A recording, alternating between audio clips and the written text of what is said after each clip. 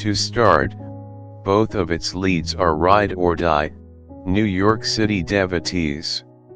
Nora Stephens, the heroine and narrator of Book Lovers, is the kind of driven woman, usually left behind, when a leading man leaves for greener pastures, which has happened to her more than once. Late for a meeting with Charlie Lustra, a fastidious book acquisition editor with the Midas touch, uptight Nora, the manicured literary agent, reading manuscripts from atop her Peloton, is reeling from being dumped yet again by a man who's moving to a small town, and thinking hard about this cliched plot turn. That's why I'm running late to this lunch meeting. Because that's my life.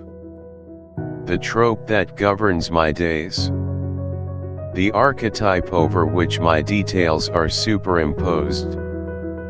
I'm the city person, not the one who meets the hot farmer. The other one. The lunch starts badly and gets worse.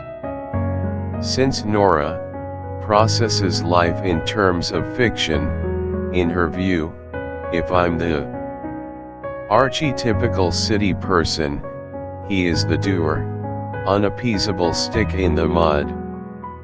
He's the growly misanthrope, Oscar the Grouch, second act Heathcliff, the worst parts of Mr. Knightley.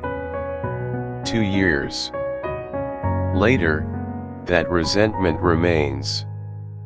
Grumpy, exacting Charlie is Nora's literary nemesis, the man who insulted and turned down once in a lifetime one of her clients' greatest hits. But when both Nora and Charlie land in the same small town at the same time, irritation yields to attraction. The first sighting is a shock and an accident. Nora is checking about the cute guy in line for coffee. He turns around, and there's her grumpy Mr. Knightley. She tries to run off. A few meetings later, it's clear that their surface rivalry masks similarities and chemistry.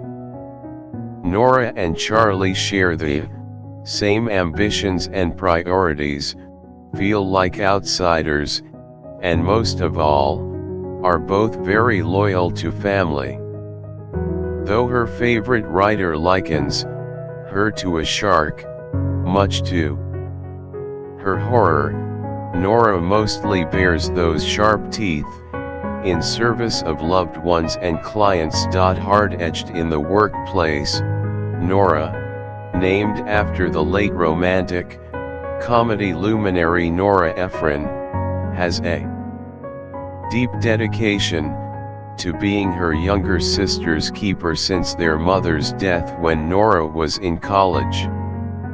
And that lands both women in the small town of Sunshine Falls, just outside Asheville, NC, for a month. Heavily pregnant Libby craves rest and time away from responsibility and her cramped New York City apartment before the birth of her third child, and she's excited to immerse herself in the storybook small town life that once in a lifetime made famous, even if the town has seen better days.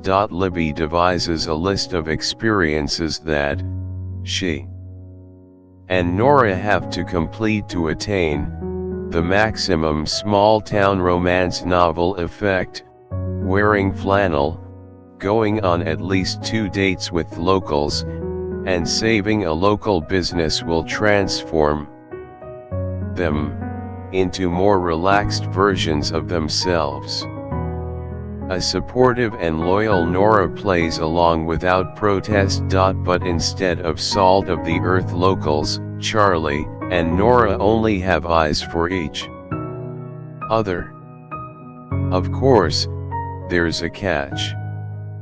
While Nora and Libby are in Sunshine Falls for downtime and adventure, Charlie is there out of necessity. Though born and raised in the picturesque North Carolina town, Charlie never felt accepted there for reasons revealed later in the novel.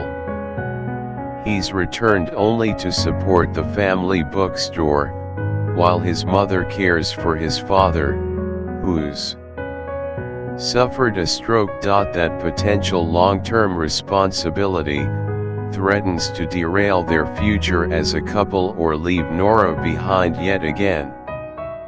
So while things heat up quickly, the will they or won't they energy persists. That's one aspect of the novel that seemed a bit of a stretch. Given how in sync and smart Charlie and Nora are, I had a hard time believing they couldn't figure out a way to be together while still supporting their family. Book Lovers by Emily Henry is both a tribute to and takedown of this cultural form by a star of the summer beach read. Her playful and clever contemporary romance, her third, pokes holes in many of the assumptions that surround small towns in popular culture.